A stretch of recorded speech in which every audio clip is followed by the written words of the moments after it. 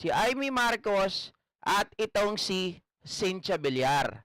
At hindi lang si Cynthia Villar, kasama din itong si Pia Cayetano. Mamaya pag-uusapan natin yan. Alyansa ng Bagong Pilipinas, lumabas na ang tunay na kulay. Kaya nga tinatanong ko kayo, sino po ang mga magto 12-0 dito? Hindi, type nyo lang, okay lang yan. Kahit gusto ko lang malaman kung sino yung mga magto 12-0 sa inyo. Kasi I heard na mayroong ibang mga vlogger na sinasabi nila sila daw po ay magto 12-0. Okay? Pero ako sinasabi ko from, for the meantime, mga kababayan, mga ka-GP Natics, ako 10-2. May mababawasan pa. Mababawasan pa. Sabi ni Marilyn Sanchez, no to 12-0. Leticia Fernando, pag nagpa-flood po ng sobra, ay ano nyo na po, alisin nyo na lang. Kayo na pong bahala dyan, mga moderator, ha? Si Ma'am Mona Nases, 12-0. Okay, mga kababayan. 12-0 ka rin, RC. Si RC 10-0. Sino pa mga 12-0 mga ka-GP Natics? Gusto ko lang malaman para meron tayong discussion. Si Ma'am Mona Nases hindi din. Chanel Paris hindi din. Okay? Bakit? Dati ba naisip nyo mag 12-0 or nagbago na yung isip ninyo? Kasi nung nakaraan, napunta ako kay Benji Contreras, napunta ako kay Mami Peng, napunta pa ako dun sa ibang mga vlogger. They said they wanted to have a 12-0.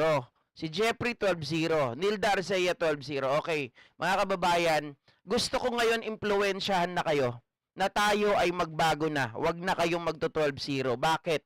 Ngayon mga kababayan, mga ka-GP Natics, pakinggan nyo yung statement nitong si Amy Marcos. Okay? Merong statement si Amy Marcos dito, ganun din si Villar, mga kababayan, at kanina napansin ko rin sa alyansa ay wala rin si Pia Cayetano. Gusto ko pa naman si Pia. Ngayon, pakinggan nyo po yung usapin dito at yung sinasabi ni Amy Marcos tungkol sa paghuli kay Digong Duterte at kung bakit hindi po siya umattend o pumunta sa alyansa dahil nga raw galit siya. Nabigla ako sa pangyayari na inaresto si Presidente Duterte at hindi ako maniwala eh. Medyo nayanig ako masyado, kawawa naman. Kawawa naman si Presidente Duterte. Hindi na tayo natuto. Okay. Gulo lang ang dulot nito. Hindi na tayo natuto. Kung paulit-ulit. Well guys, mga kababayan, tayo bago tayo nagkaroon ng kasarinlan, nagkaroon talaga ng World War I, World War II, di ba? Nagkaroon pa ng mga iba't ibang mga digmaan dito sa Pilipinas dati. Doon naman talaga nagsimula ang lahat eh. Kasi meron tayong magkakaiba ng tinatawag nating mga pananaw. Yung iba naman may vested interest. Tapos yung iba dyan nanloloko lang. Kaya ito yung sinasabi ko sa inyo. Si PBBM napakabait. Naloko na tayo nung tayo po ay bumoto sa unit team na naging itim. Yung ka-unit team natin, sila pa ang unang-una nang nag-traitor sa atin. Ngayon mga kababayan, si Amy Marcos nagsasalita.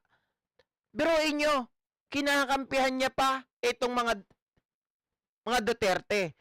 Tapos sinasabi niya, ayaw niyang pumunta sa alyansa sa Tacloban kanina. Okay? Ayan pakinggan natin ng buo. Kung awa talaga ako. Naawa ako sa tatay ko noong 1986. Pinubot. Naawa din ako sa mga sunod-sunod na Pangulo, kay ERAP, kay GMA. Gulo lang ang dulot nito. Hindi na tayo natuto. Paulit-ulit na lang tayo. Are you confident na buong suporta ng Waray sa alyansa para sa Bagong Pilipinas? Oo naman. Oo.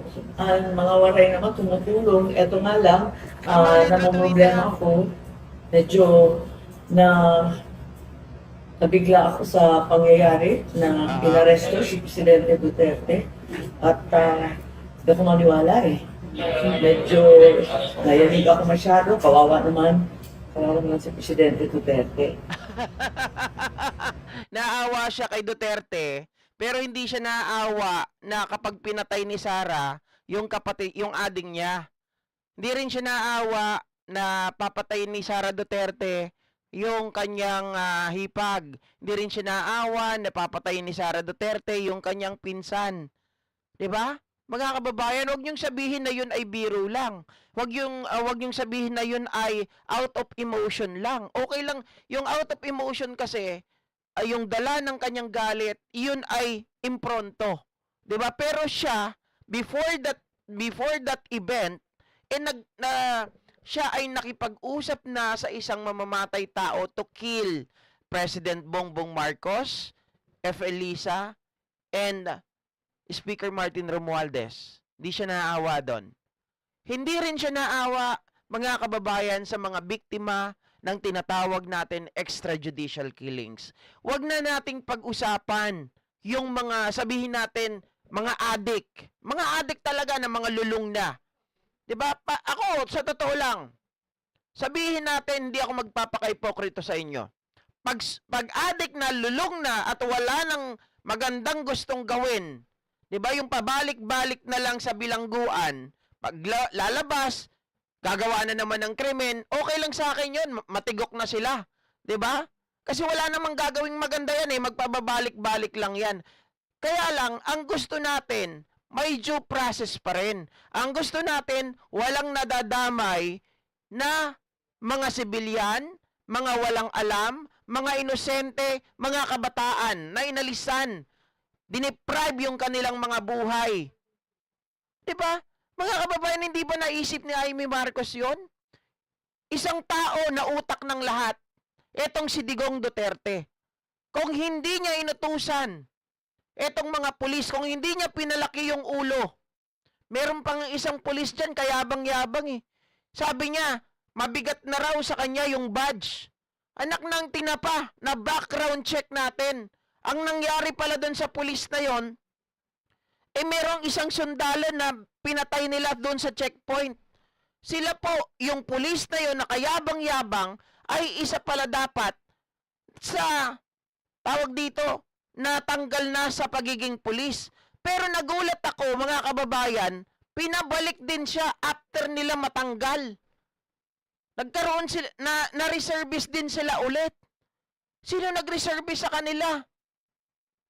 Oh, bakit sila kinuha, nakabalik? Tapos ngayon kayabang-yabang na siya daw ay para kay Digong, kasi si Digong, mga kababayan, kung di ako nagkakamali, correct me if I'm wrong, yung pamahalaan, administrasyon din ni Digong, yung kumuha at nagbalik sa kanila. Pero mo, pinatay nila yung sundalo sa checkpoint noong pandemya. Loko rin to si Amy. So what is your reaction Oh. probably to that? Pagka-arrest ko? As a friend. As a friend. Well, ang akin kasi, hindi na tayo natuto. Gulo lang ang dulot nito. Hindi na tayo natuto. Etong paulit-ulit ay walang pakinabang sa mga naghihirap sa bayan ang bangayan ng politika. Parang naging siklo na tayo na ganito. Gumanda ba ang buhay natin dahil sa pumupolitika? Alam mo, kaya hindi gumaganda ang buhay natin. Kasi binoboto natin, mga kababayan, na tayo ay, mga Pilipino tayo, dapat, mga ka-GP Natics, yung mga politiko na yan, ang iniisip nila ay para sa ikabubuti ng karamihan, ikabubuti ng bansa. Hindi pwedeng para sa isang tao lang. 'Di ba? Senso ba ang ating bansa? Hindi na tayo natuto. So, sa lahat ng nakakahiyang yugto sa ating politika, gantihan ng gantihan, awayan ng awayan, yumaman ba? Nabusog ba? Sumaya ba ang taong bayan? Yun na lamang ang tanong ko. Kung awa talaga ako. Naawa ako sa tatay ko noong 1986. Naawa din ako sa mga sunod. Huwag mo nang gamitin si Apo Lakay. Iba yung sitwasyon ni Apo Lakay. Si Apo Lakay ay pinaalis nung mga dilawan. 'Di ba? Wala namang katunayan na siya ang nagpapatay dun sa mga tao. Pero dito, meron tayong mga video, si Digong mismo ang nagsasabi, patayin ninyo, hayaan yung lumaban. Kapag ayaw lumaban, bigyan nyo ng baril. sunod na Pangulo, Oh. kay ERAP, kay GMA. Gulo lang ang dulot nito. Mhm. Hindi na tayo natuto. Paulit-ulit na lang tayo. Paulit-ulit ka rin, ma'am eh. May plano ka nang bisitahin si Presidente. Tignan natin kasi mukhang wala namang pinapapasok. Ang akin lang emotional eh. Mhm. Talagang awang-awa ako sobra. Ano initial reaction? Did you cry? Sorry. Sorry. Nangaiyak ka ba? Well, nagulat ako. Nandun ako papunta ako sa Palumpo na nabalitaan ko na hininto. Oo. Awang-awa nga ako. Paano niyo po nalaman na? Kasi matanda na, di ba? Parang sa tatay ko, ano nangyari ganun. Oh, tingnan nyo. Mga kababayan, sabi ko nga wag niya nang ikumpara si Apo Lakay. Malayong malayo si Apo Lakay. Kasi si Apo Lakay, bakit ko nasabing malayong malayo sila? Si Apo Lakay, mga kababayan, kaya nilang hindi bumaba sa pwesto. 'Di ba? Sa utos lang isang kumpas ni Fabian Ber. Lahat ng mga nagwawala, lahat ng mga nagrarally, pwedeng mamatay lahat. Pero anong sinabi ni Pangulong Makoy? Mga kababayan, wag. Tayo na lang ang bumaba. Mahal ko ang kapwa ko Pilipino. Maraming madadamay. 'Di ba? Iniisip niya kumbaga mga ka-GPnatics, yung kapakanan ng taong bayan. Iniisip niya yung interes ng karamihan ng mga Pilipino. Nagpaubaya siya. Pero ang sitwasyon nila, Digong, iba. Sila, gusto nilang ipahamak yung kapwa nila Pilipino, ipangsugod, ipangharang, 'di ba? Tapos sila ay nasa likod. 'Yun ang gusto. At etong mga Duterte, taliwas kay Apo Lakay, kasi si Apo Lakay ibinigay na, ipinaubaya. Sila gusto pa nilang agawin kaagad yung pwesto dahil sa masyadong gahaman. 'Di ba? Itong si Amy Marcos pinagbibigyan na nga eh. Sa totoo lang, ayaw ko kayong impluwensyahan, 'di ba Ma'am Ayu? Ayaw ko kayong impluwensyahan at sabihin na tayo ay wag nating iboto si Amy. Pero ngayon, mga kababayan, i-impluwensyahan ko na kayo, wag kayong mag 12-0. Hindi lang 'yan. Meron pa mga kababayan, kasi kanina nanood po ako ng alyansa at eto nga, nabalitaan ko, kaya pala hindi rin nagpunta itong si Camille Villar. Malamang, ito po ay pinigilan ng kanyang magulang. Ito, ang salita ni Cynthia Villar. OGP, hindi naman kasama sa alyansa si Cynthia Villar. Yes, hindi siya kasama. Pero ang kanyang anak na si Camille Villar ay kasama. Ito po ang pahayag. Villars have come out to voice their support and sympathies for former President Rodrigo Duterte with Senator Cynthia Villar decrying his impending trial before a foreign court.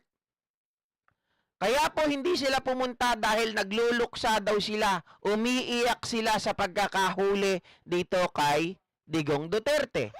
Sa makatuwid mga kababayan, paano kapag halimbawa ongoing na yung impeachment trial? Nakita na natin, eto, hindi po buboto para i-impeach si Sara, kakampi nila yan. Bakit, GP? Etong mga, kung naalala nyo po, sinabi mismo ni Sara Duterte, nung siya po ay tatakbo noon, naghahanap siya kung ano ang kanyang tatakbuhan. Tatakbo sana siya na presidente. Bakit? Kasi nga, meron daw siyang tinatakbuhan. I mean, tinatakbuhan iniiwasan. Ibig sabihin, siya ay hinahabol para siguro panagutin to be accountable sa kanyang mga kasalanan. Tapos, sinubukan nila, nagpa-survey ito according din kay Larry Gadon. Nagtutugma sila ng sinabi ni Sara Duterte.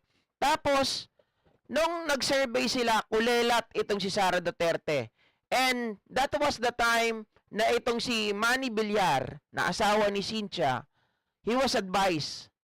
Sara was advised by Manny Villar na to run as President of Bongbong Marcos Jr. Bakit? Sabi sa kanya, kahit saan ka pumunta, kapag wala kang pwesto, sigurado hahabulin ka niyan. Kaya sila, nagpa-survey, nung nag-survey talo, hindi sila pwede maging tumakbo bilang presidente. 'Di ba? Syempre, pag natalo, kung sino maupo, kung si Leni ang maupo, hahabulin sila. So ngayon, dahil kalaban nila si Leni, hindi sila pwede makipag-tandem kay Leni. Napili nila ang ating butihing si PBBM. Sabi pa nga niya, Apo Bongbong, pwede ba ako? Di ba nag-apply ako? Mag-a-apply ako sa'yo. Pwede ba akong maging vice president mo? I love you, Apo Bongbong. Ikaw lang ang may karapatan. Ikaw lang ang talagang may karanasan. Ikaw lang ang karapat dapat maging presidente ng Pilipinas. Tutulungan kita, Apo Bongbong. Yun ang sabi niya, di ba? Pero yun ay advice ni Manny Villar sa kanya. Dahil kapag sila ang nanalo, mga kababayan, seems like pwede siyang protektahan ni Pangulong Bongbong Marcos. Which is, yun ang nangyari. Noong first, second year ng taon na to, halos lahat ng kagustuhan ng mga Duterte, ni Sara Duterte, yung sa helicopter, yung mga tawag dito, cabinet position, halos sa kanila napupunta. 'Di ba? Mabuti na nga lang hindi binigay yung DND. Oh. So, ibig sabihin, itong mga Villar ay maka-Duterte talaga. Pangatlo, napansin ko doon, mga kababayan, mga ka-GP Natics, wala din po itong si Pia Cayetano. Sayang ka, Pia, pero hindi na kita iboboto. Dahil wala, ang interes nyo ay wala sa taong bayan. Nasa iilang tao lamang. 'Di ba? Kayo bilang isang senador, yes, pwede naman kayong magsimpatya doon sa tao, pero nakikita natin ngayon that you are just utilizing the alyansa ng bagong Pilipinas para manalo, to get the ticket, to get the slot of for being a senador. Diba? Hindi kayo karapat-dapat na makaupo. Dahil kapag kayo ay nakaupo, malamang isa kayo sa sakit ng ulo ng ating Pangulo. Kaya mga kababayan, now, yung 10 to ko, magiging 9-3 na siya. Okay? Aalisin ko na si Pia Cayetano. Totoo. Magaling si Pia Cayetano. Kinakalaban niya si Robin Padilla. Pero hindi ko kailangan ng isang taong magaling, pero iisa lang ang kinakampihan. My God. Hindi ko kailangan ng isang taong magaling, pero mga kababayan, nawawala yung kanilang sarili kapag yung mga kakampi na nila sa pwesto. Hindi ba sila naawa sa mga biktima? Yun na lang ang tanong ko eh. May ginawa ba sila?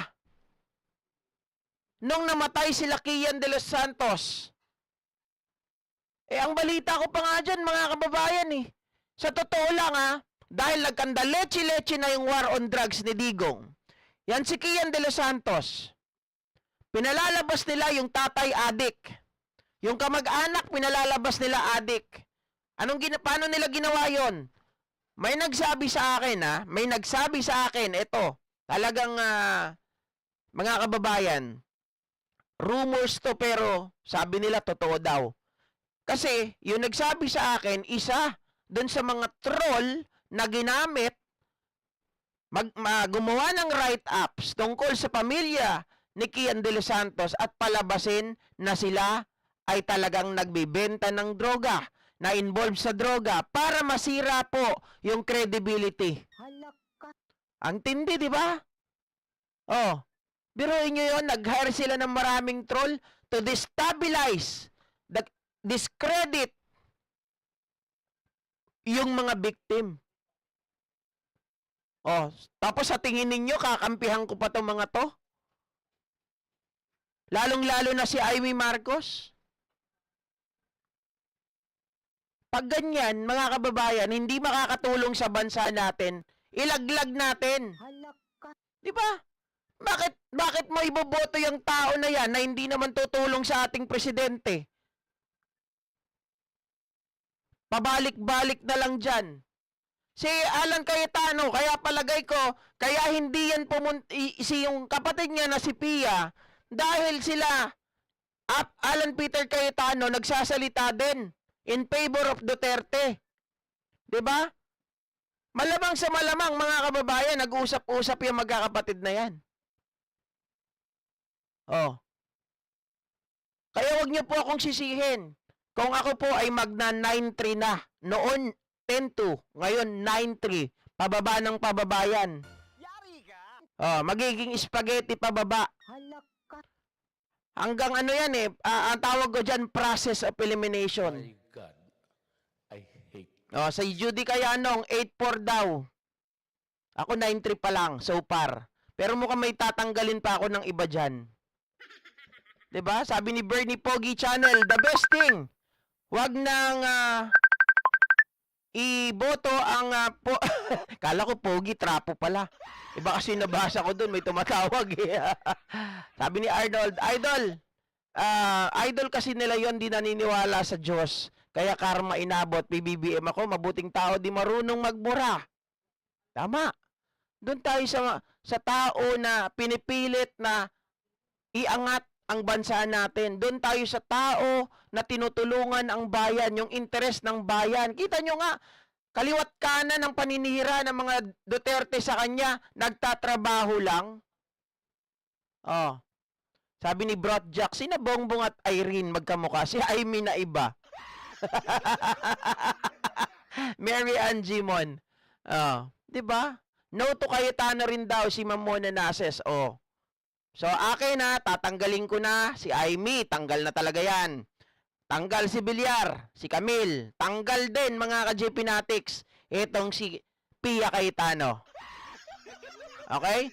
Ang sure ko talaga dyan sa slot, ngayon ha, syempre Tito Soto, Abalos, o si Manny Pacquiao, Erwin Tulfo, sure ko yan, si Abby Binay, sure ko yung 5. So may 4 pa. Anong tana? Anong tana-tana? Ano ibig sabihin ng tana? Oy, pakiayos naman Sergio Owen Lopez. Hindi ko alam yan, takaka-GP. Hindi ko alam yun ay. Takaka? Pakiayos para magkaintindihan tayo. 'Di ba? O sa ngayon, sa nakita nyo, kung napanood nyo kanina yung alyansa, wala na yung picture ni Aimee Marcos, wala yung picture ni Camille Villar, mga kababayan, wala rin yung picture netong si Pia Cayetano. Ano, nagba-back out na ba sila? Kasi kaya daw hindi sila pupunta dahil galit sila eh, dahil nakikisimpatya sila kay Digong. Oh. Sabi ni Brot Jack, anak kasi ni Lacson yan si Aimee. Atay tayo dyan. Jel, tama yan, iboto nyo yung tutulong sa gobyerno ni PBBM. Correct. Diba? Huwag yung pabigat sa gobyerno ni PBBM kasi sasakit. Pero inyo mga kababayan, halimbawa po ang pumasok dyan, pumasok si Aimee, pumasok yan si Pia, pumasok yan si Villar. Tapos ang gagawin nila, oppose ng oppose, hindi yan magpo-propose. Diba? Nakita nyo nga si Bato eh. In-entertain si Jonathan Morales para imbestigahan yung alleged, yung PDEA leaks. Biruin mo, tapos ang basis niya, puncher hole po. Sir GP, yung asawa ni Pacquiao pumunta na sa The Hague, Netherlands. Oy, talaga? Pero Pacquiao pa rin ako. Huwag kayong mag-alala, magkalaban yan. Siyempre, mga kababayan, iba pa rin talaga yung di ba si Pacquiao, galit yan kila sa mga Duterte, lalo sa usaping West Philippine Sea.